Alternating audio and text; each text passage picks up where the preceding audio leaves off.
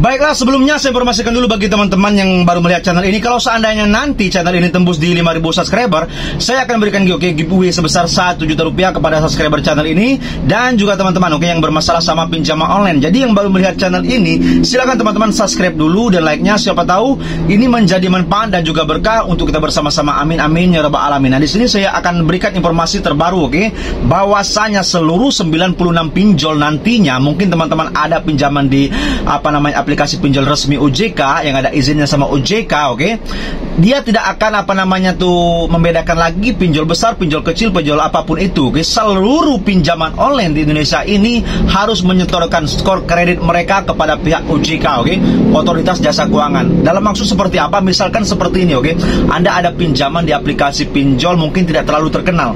Kalau kemarin itu pinjol-pinjol tidak terlalu terkenal atau kecil, kategori yang jarang ada nama-nama besar, mereka tidak memasukkan nama Anda ke slik OJK, Itu informasi yang terupdate, Tidak memasukkan nama Anda ke slik OJK atau bayar checking klien tidak apa-apa, tidak bermasalah, Beda dengan seperti Aku Laku ataupun Shopee Pinjam ataupun Kredipu. Kalau Anda telat bayar, nama Anda sudah pasti Anda masuk slik OJK atau bayar BI checking klien bermasalah, di slik OJK.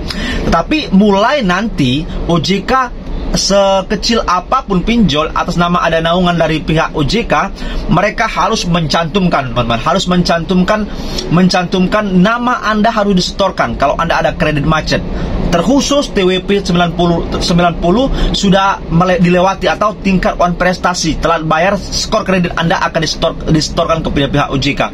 Jadi teman-teman, di sini apa manfaat dan informasi ini, Bang? Apa sih yang terbaiknya? Nah, di sini kita sudah tahu semuanya, teman-teman. Mungkin teman-teman mengupdate juga berita-berita pinjaman online, bahwasanya nanti aturan terbaru semuanya akan diperketat semuanya. Kita sebagai nasabah juga diperketat, tidak boleh lebih dari 3 aplikasi. Itu ada bagusnya juga, Dan juga pinjol-pinjol tidak seenaknya mengucurkan dana. Tetapi apakah bisa pinjol itu nakal? Mungkin saja, bisa saja. Tetapi kalau seandainya mereka nakal memberikan pinjam sebanyak-banyaknya kepada pihak masyarakat, mereka akan dicabut izinnya sama pihak OJK.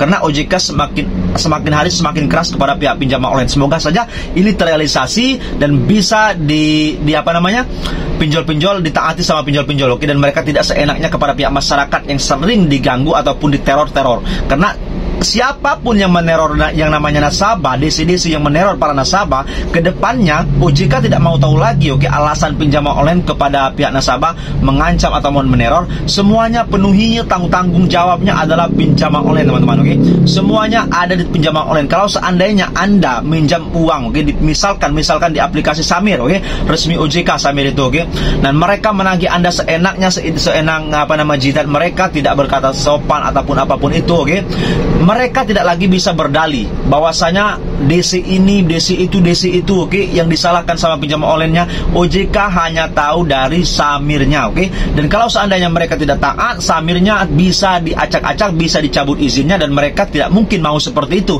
Jadi mungkin kedepannya penagihan akan semakin tertib. Semoga saja ini bisa bermanfaat kita bersama-sama, teman-teman.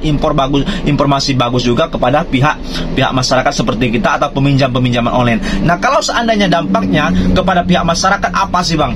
Kita sebagai peminjam tentu saja kalau seandainya kepepet, tidak ada uang, pasti larinya namanya ke pinjol, Namanya manusia tidak mungkin tidak mau uang, apalagi lagi kepepet. Apapun bisa terjadi, kita ngambil uang sini, uang sana. Itulah makanya terjadi banyak galbay, karena tidak terkontrol. Walaupun Anda sudah punya 3 aplikasi sebelumnya, aturan sebelumnya ini, Kalau ketika Anda ditagih tidak ada uang, pasti Anda ke aplikasi lain, karena aplikasi pinjol banyak sekali, maupun yang legal ataupun ilegal, banyak sekali pinjaman. Inilah dampak negatif terjadi dari lubang tutup lubang. Makanya OJK memperketat aturan biar orang tidak bisa lagi minjam sebanyak-banyaknya kepada pinjol, dan pinjolnya bisa saja bangkrut, bisa, apalagi gulung tikar bisa, karena mereka bisnis, teman-teman, bisnis mereka murni. Jadi kalau seandainya uang semakin banyak dikucurkan pada pihak masyarakat ataupun nasabah, uang mereka mengalir terus, cuannya semakin besar, semakin menggunung. Tetapi saat ini mereka tidak bisa seenaknya lagi mengucurkan uang karena ada batasan. Nasabah yang ada tunggakan di 3 aplikasi, mereka tidak bisa mengucurkan seenaknya saja. Jadi ini dampaknya bagus juga. Saya rasa bagus juga untuk pinjolnya juga. Semoga tidak seenaknya memberikan pinjaman kepada pihak nasabah, dan nasabahnya mungkin akan lebih tertib. Harus dilihat juga latar belakangnya seperti apa. Ini peminjamnya bagus atau tidak. Jangan-jangan sudah lebih dari 10 aplikasi, jangan-jangan. Jadi ini bagus juga, oke? Semoga saja ini ada manfaatnya untuk kita bersama-sama dan bisa menjadi lebih baik aturan-aturan regulasi yang diberikan pihak yang berwajib ataupun OJK khususnya, oke? Jadi ini saja. Wassalamualaikum warahmatullahi wabarakatuh. Terima kasih.